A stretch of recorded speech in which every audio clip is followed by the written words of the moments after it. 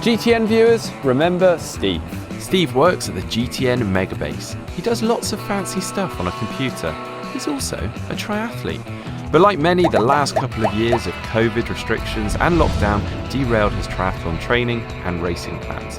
He was left demotivated, and in his own words, I feel like I'm starting from square one again. This year he also turned 50, the big 5-0. And over a beer, he rather foolishly proposed that he would like to Qualify for the Ironman World Champs in Hawaii. See, the men's Ironman World Championships won't be in Kona, Hawaii this year. They'll be in Nice. And if you watched our previous video, you'll have heard me talking about the fact that we need to think up a new name because obviously Project Hawaii 5-0 doesn't really work. But since then, we've actually, well, embarrassingly realised that, in fact, the race that Steve is planning to do, due to the date change of the men's Ironman World Championships, will now qualify him for the following year, not this year, which means that it will still be Hawaii, but he'll be 52 by then. So Project Hawaii 5-2. Let's go. Well, let's go find Steve. Yeah. You might also notice that my beard magically disappears.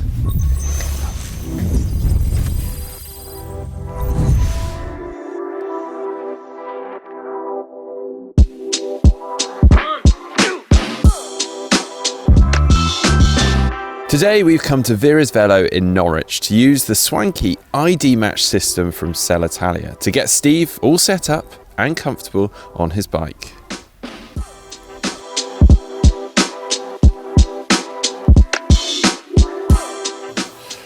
Wow, Steve, this is pretty exciting, isn't it? Yeah, it's amazing. Yeah, now I actually remember one of our very first conversations about triathlon training, this is going back quite a few years now, was about your discomfort on the bike, in particular, the saddle. Yes, yeah.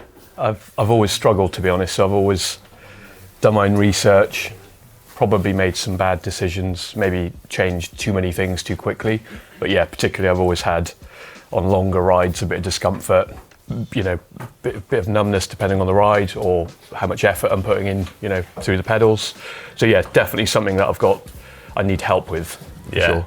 And you've had a little bit of, well, you've had some knee pain and stuff in the past as well. So all things we want to iron out and sort out today.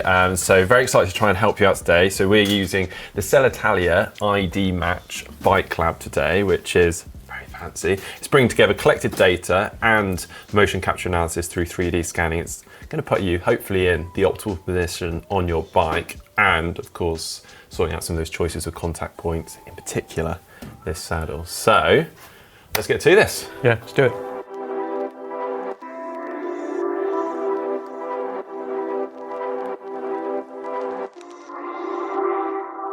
Well, first things first, let's talk through this thing. Now, Steve has obviously brought his own bike along today, but he's actually going to be spending a majority of time on this, the ID Match Smart Bike. Now this is quite an impressive bit of kit. It will dynamically adjust as an athlete's on. It's connected to a computer that is also then connected to a motion capture camera. So yeah, pretty fancy.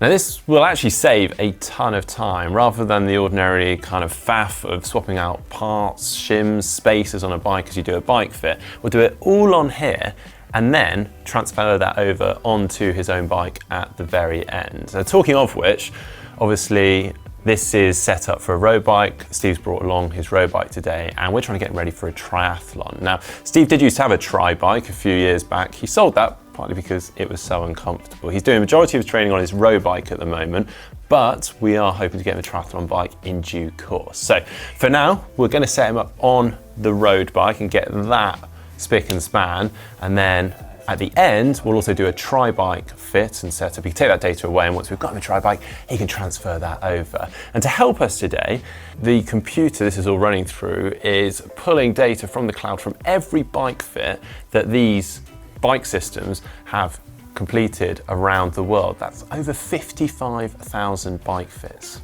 Yeah. So I'm very excited to see what it churns out for Steve today, what it changes, and ultimately how Steve finds it. Right, Steve, before we actually get you on the bike, I actually need to input a bit of data. So information about past niggles, injuries, discomfort, that sort of thing. So let's go into this. So I'm going to select road bike, doing initially.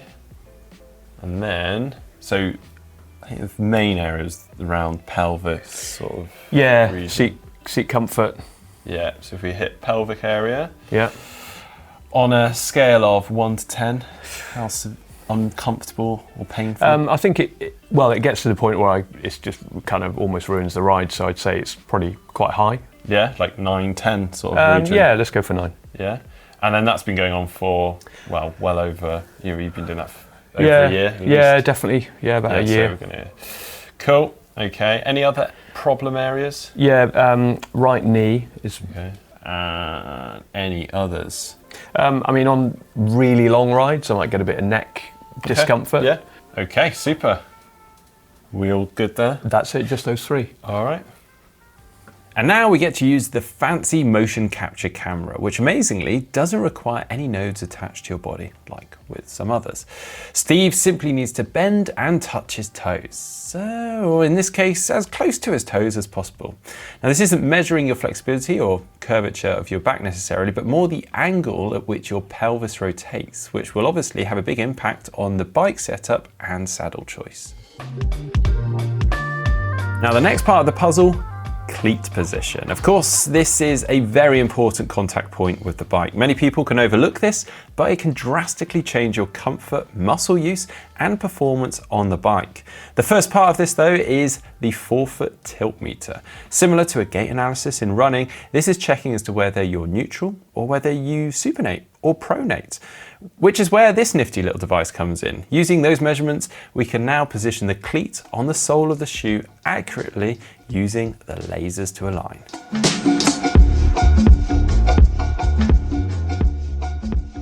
Okay, Steve, so we've captured a load of data from you and it has churned out this, okay? So it's suggesting an L3 size saddle, okay? So this is like a modular design on here, so we can swap these in and out nice and easy and really quickly. Yep.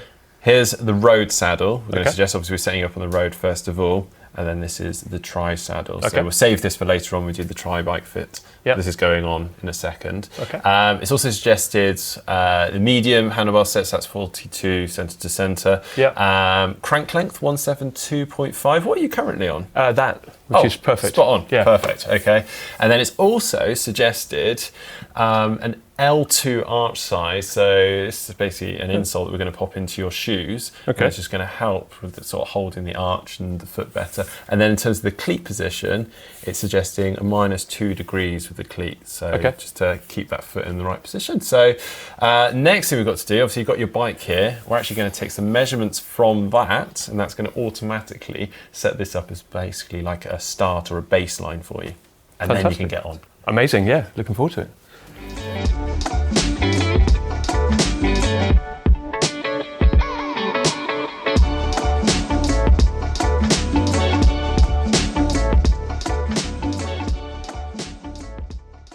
Okay, so now Steve, we're going from that static analysis now into more of a dynamic analysis. To start this off then, I want to understand what sort of target we're looking for in terms of your position. So here we've got everything from Gran Fondo position, so quite a comfortable position, all the way through to kind of your more aggressive road racing position. Considering you're doing long rides, training rides, what would you go for here, do you think? Yeah, well, comfort is absolutely key for me, so I'd like to go for, like a Gran Fondo so I can All right. do those long rides. Okay, so Steve, if you start riding now, I'm going to click start on here. Okay. Now, despite Steve actually being markerless, he hasn't got any markers on him, the camera is capturing his motion, which is quite impressive. And then we can see all of that on the screen here. So you'll see all the degrees of movement. And from that, and this is going to be quite an interesting experience for Steve, the bike is going to be moving dynamically whilst he rides. Every minute or so, we'll see a movement in the bike with the different components, basically trying to achieve that optimum position based on his target, this Gran Fondo position. So let's see how he gets on.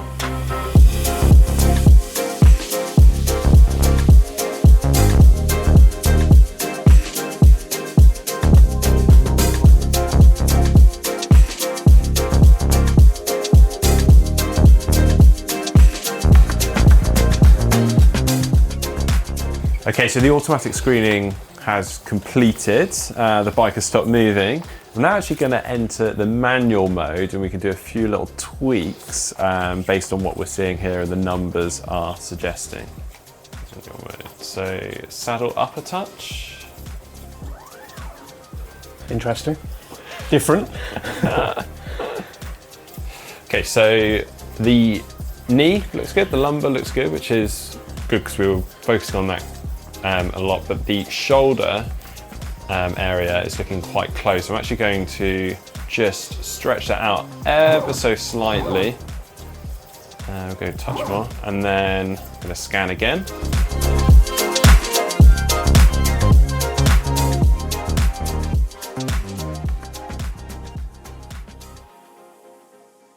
Alrighty, Steve, I reckon you can stop cycling there. We're done for now anyway. So after a bit of manual adjustment and paying attention to the angles here, I think we've got you into kind of the best position we can today. Whilst it's not obviously perfect, and we wouldn't actually expect to do that right away today because this would be an incremental progress basically. So we're going to use these numbers. It's definitely an improvement. You feeling better, Steve? Yeah, there's two areas that feel much better. My feet, I was rolling inwards, and I think the inserts have really sort of helped stabilise my feet and my ankles. And then the combination, we've switched the saddle, and I think I've gone up a size on a saddle, so it just, again, that just feels much more comfortable. And then those little movements on the geometry, I think all those together, I'll be really interested to see what it feels like when I get outside in the rain. Brilliant. Well, that's good. So we can take those numbers, that data now, whack that onto your bike, and yeah, start to get used to that. Yeah. Brilliant stuff. Sounds good. Good work, mate.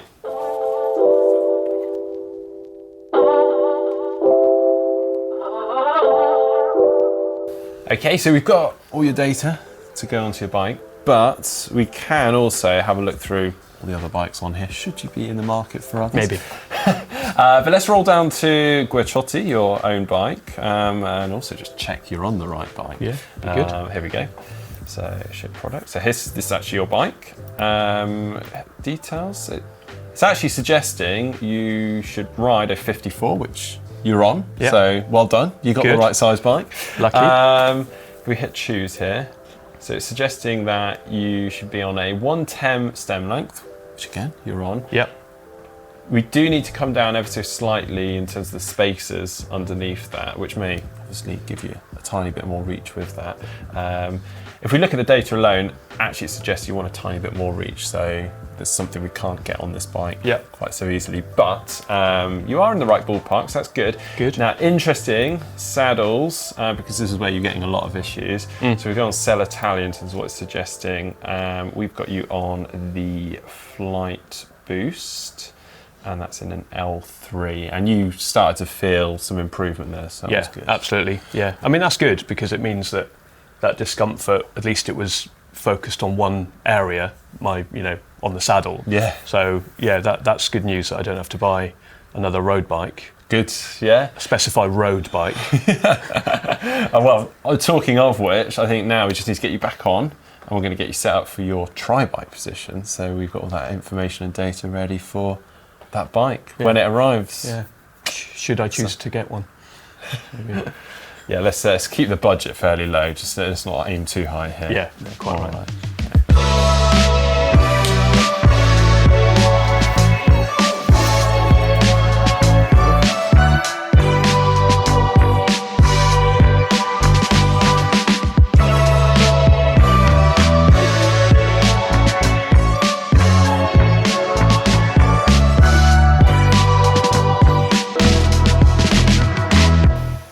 Well, Steve, cracking day.